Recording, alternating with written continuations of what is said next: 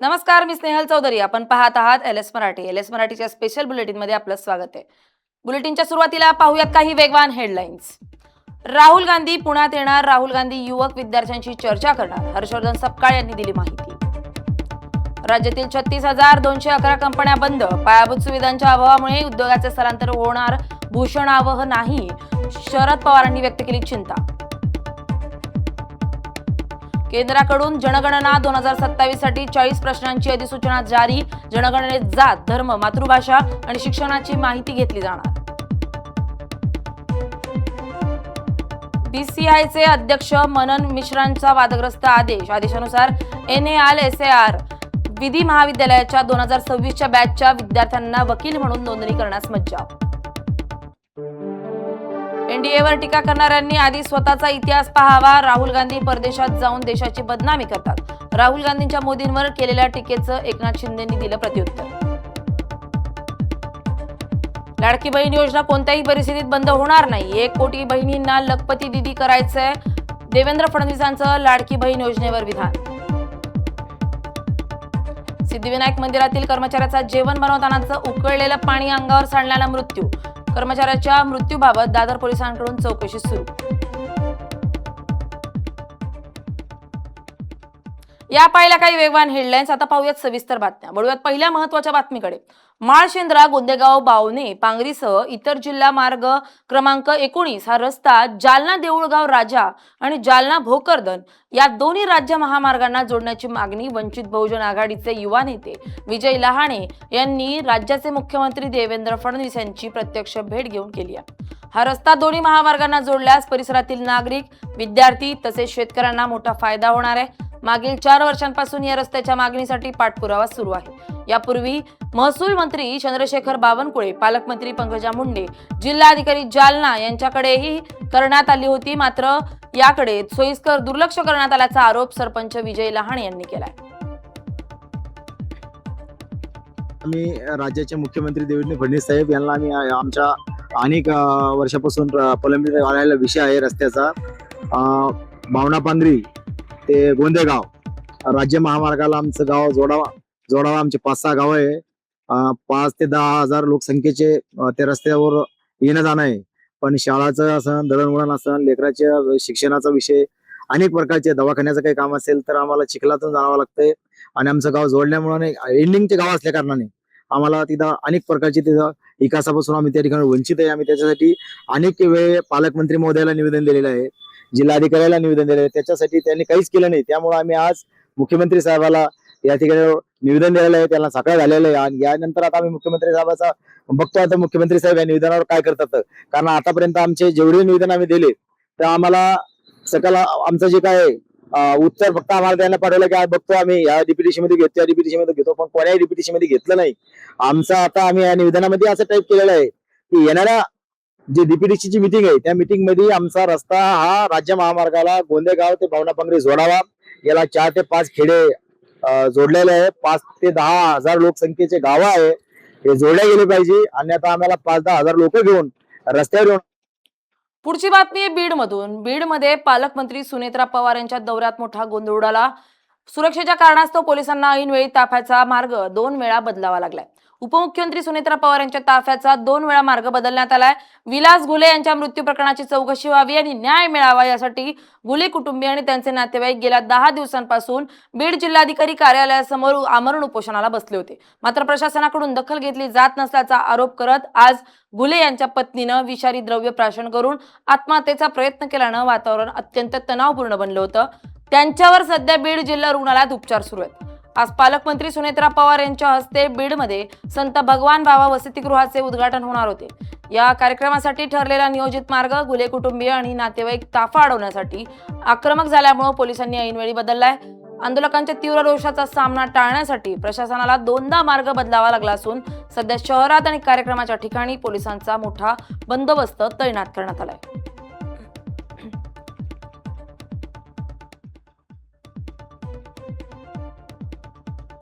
पुढची बातमी परभणीतून. परभणी जिल्ह्यात 2024 पासून वैद्यकीय क्षेत्रात भ्रष्टाचार झाल्याचा सामाजिक कार्यकर्त्यांचा आरोप आहे.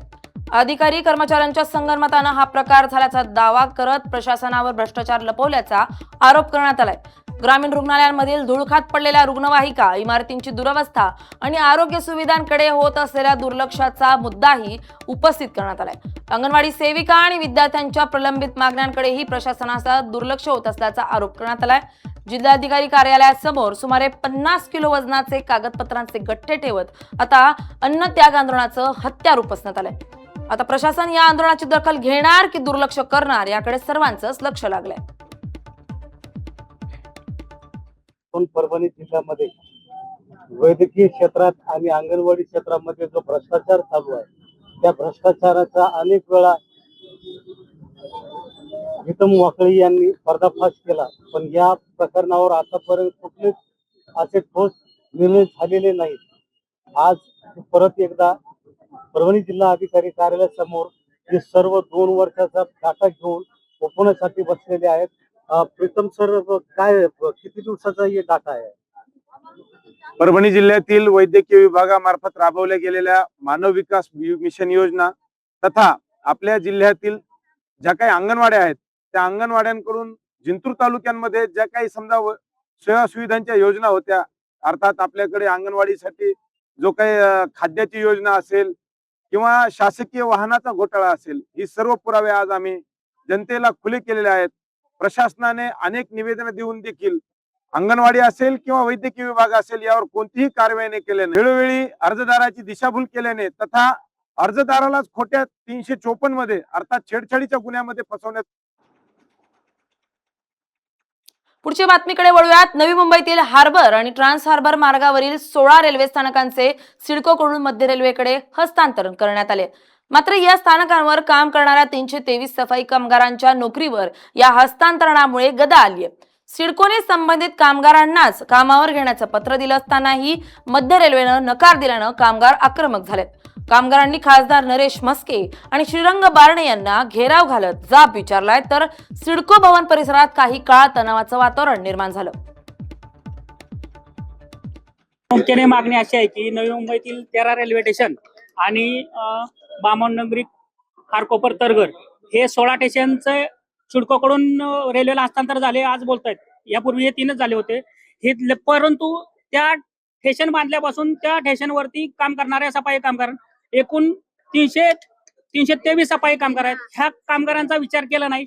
सिडकोची कालची भूमिका स्पष्ट आहे की बामणडोंगरी, खारकोपर, तरघर ह्या स्टेशनवर 49 कामगार काम करतायत, तुम्हाला घ्यावंच लागतील. असं असताना देखील हे कुठल्याही कामगाराचा विचार न करता हे सांगतात की प्रवाशांची तिथं सोय होत नाहीये. मग तुम्ही ह्या 323 सफाई कामगारांना बेरोजगार करून तुम्ही हे नवी मुंबईच्या रेल्वे स्टेशनचा विकास करणार आहे का? हा पहिला मुख्य मुद्दा आहे. ह्या सफाई कामगाराला हस्तांतरामध्ये कामगाराला कुठेही गणलं गेलेलं नाही. सिडकोची भूमिका जरी कामगाराच्या बाजूने असली, लेखी असली, तरी पण इथं सेंट्रल रेल्वेने मध्य रेल्वेने त्यांना दाद दिली पाहिजे आणि तशी भूमिका या कामगाराला कामावर घेतली पाहिजे. वळूयात पुढच्या बातमीकडे. नवी मुंबईतील हार्बर आणि ट्रान्स हार्बर मार्गावरील सर्व रेल्वे स्थानकं सिडकोकडून मध्य रेल्वेकडे हस्तांतरित करण्यात आली आहेत. खांदेश्वर ते वाशी आणि वाशी ते ऐरोली दरम्यानच्या स्थानकांवर आता रेल्वेच्या माध्यमातून स्वच्छता, डागडुजी आणि अत्याधुनिक सुविधा उपलब्ध होणार आहेत. या हस्तांतरणामुळे नवी मुंबईतील रेल्वे स्थानकांचा विकास अधिक वेगानं होऊन प्रवाशांना सुविधा मिळण्यास मदत होणार आहे. मध्य रेल्वेकडे स्थानके गेल्यानं प्रवाशांचा प्रवास अधिक सुखकर आणि सोयीस्कर होईल असा विश्वास खासदार नरेश म्हस्के यांनी व्यक्त केलाय. त्यांचा पाठपुरावा केला, अशा पद्धतीचे आदेश दिले गेले. आमची बैठक झाली 15 मे 2026 ला आणि त्या बैठकीमध्ये निर्णय अश्विनीजी वैष्णव यांच्या आदेशानुसार घेण्यात आला. त्यानंतर 3 स्टेशन ताब्यात घेतली जी मावळ लोकसभा मतदारसंघातील होती. त्यानंतर पुढची स्टेशन घेण्याची प्रोसिजर रेल्वेकडनं थोडं पुन्हा स्लो झाली होती. पुन्हा अश्विनी वैष्णव यांच्याकडे गेल्या आठवड्यात मीटिंग झाली आणि त्यांनी निर्देश दिले की ताबडतोब जी काही आहे ती पूर्ण यंत्रणा रेल्वेच्या ताब्यात घ्यायला पाहिजे आणि रेल्वेनेच ह्या सर्व गोष्टी करायला पाहिजे. त्यामुळे आता कुठल्या तरी एका यंत्रणेकडे ती जबाबदारी पाहिजे आणि रेल्वेची स्टेशन आहे ती रेल्वेनेच सांभाळावी ही जी आमची मागणी होती त्या मागणीला मंजुरी मिळालेली. आणि आता रेल्वेची जी काही स्टेशन आहे त्याचं अत्याधुनिकीकरण असेल, त्या चांगल्या सुविधा पुरवणं, त्या ठिकाणी बसण्यासाठी जागा उपलब्ध, चांगली शौचालय तयार करणं, या सगळ्या ज्या काही गोष्टी आहेत, कुठे एक्सिलेटरची गरज असेल तर एक्सिलेटर लावणं, या सगळ्या गोष्टी आता आम्ही स्टेशन वाईज व्हिजिट सुद्धा करणार आहोत रेल्वेच्या अधिकाऱ्यांना घेऊन. जी काही रिक्वायरमेंट आहे पर स्टेशन त्याचा सर्वे आम्ही आमच्या पदाधिकारी द्वारकानाथ भोईर असतील, अनिकेत असेल, या सगळ्यांनी पर स्टेशन आम्ही त्यांचा एक सर्वे केला होता. त्याचा पूर्ण रिपोर्ट आम्ही अश्विनीजींकडे, वैष्णवजी जे रेल्वे मंत्री त्यांच्याकडे तो दिलेला आहे विथ फोटोग्राफ्स. आणि त्यानुसार ही सेवा चांगल्या पद्धतीने सुधारणं आणि प्रवाशांना सुविधा देणं हा त्याच्या मागचा उद्देश आहे. वळूयात पुढच्या बातमीकडे. पुढची बातमी आहे बीडमधून. बीडच्या टाकळी येथील विलास गुले खून प्रकरणाला 54 दिवस उलटलेत, मात्र अद्यापही पुरवणी जबाब खासदार बजरंग सोनावणे यांचे पुत्र सौरभ सोनावणे यांचं नाव घेण्यात आलं होतं. मात्र अद्यापही त्याच्यावर गुन्हा दाखल करून त्याला अटक केली नाही, म्हणून घुले कुटुंबियांनी गेल्या 10 दिवसांपासून जिल्हाधिकारी कार्यालयासमोर आमरण उपोषण सुरू आहे. प्रशासन कसलीही दखल घेत नसल्यानं मयत विलास घुले यांच्या पत्नीनं विषारी द्रव्य प्राशन करून आत्महत्येचा प्रयत्न केला. त्यांना जिल्हा रुग्णालयात उपचारासाठी दाखल करण्यात आलं असून त्यांच्यावर प्राथमिक उपचार करण्यात आले. त्यांना ICU मध्ये दाखल करण्यात आलं असून त्यांच्यावरती उपचार करण्यात येत असल्याची माहिती डॉक्टरांनी दिली आहे. आमची एवढीच मागणी आहे की आमच्या जिल्ह्याच्या पालकमंत्री आहेत त्यांनी कटातले आरोपी आणि पुरवणी जबाबमध्ये जे सौरभ सोनावणे आहेत त्यांना तात्काळ अटक कराव्या आणि आमच्या ज्या कुटुंबाच्या काही मागण्या आहेत त्या तात्काळ मंजूर करून घ्या. मात्र टोकाचं पाऊल उचललेलं आहे. ज्या जिल्ह्यांच्या प्रश्नावर विस्तार केलेला आहे.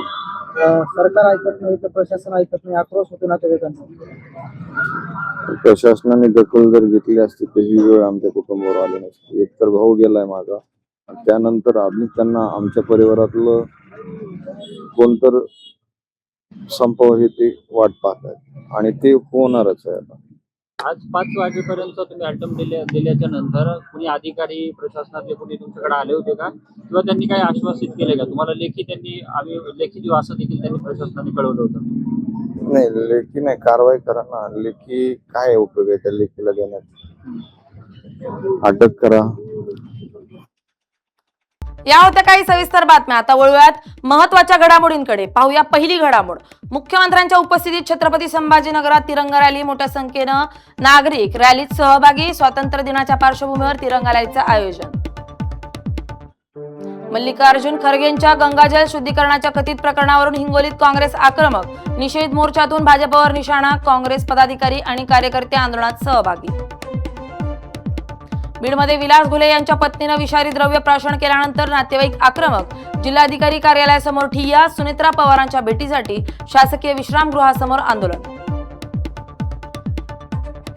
परभणीच्या जिल्हाधिकारी कार्यालयासमोर 2 दिवसांपासून उपोषण. सामाजिक संघटना, पक्ष आणि इतर सामाजिक कार्यकर्त्यांच्या वतीनं उपोषण. मालेगावातील वन विभागाच्या कार्यालयासमोरील मेंढपाळांचे आंदोलन चिघळलं. मेंढ्यांसहित वनपरिक्षेत्र अधिकाऱ्याच्या कार्यालयात घुसण्याचा प्रयत्न.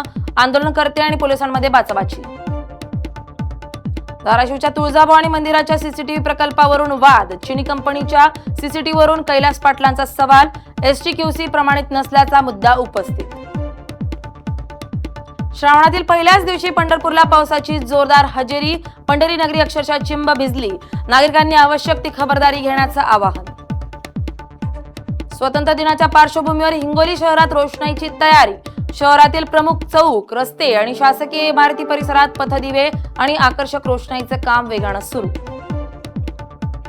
स्वातंत्र्य दिनाच्या पूर्वसंध्येला कामशेतमध्ये देशभक्तीचा जल्लोष. 351 फुटी भव्य तिरंगा सन्मान पदयात्रेनं संपूर्ण कामशेत दुमदुमलं. नांदेडमध्ये तृतीयपंथीयांच्या 2 गटात तुंबळ हाणामारी. आमच्या हद्दीत पैसे का मागितले या कारणावरून वाद. दोन्ही गटांकडून शिवाजीनगर पोलीस ठाण्यात परस्पर विरोधी तक्रार दाखल. लातूर शहराचे पाणी पुरवठ्याचे वेळापत्रक कोलमडले. शहराला पाणी पुरवठा करणाऱ्या मांजरा प्रकल्पावरील पाईपलाईन फुटली. काल सुटणारे पाणी आता उद्या मिळणार.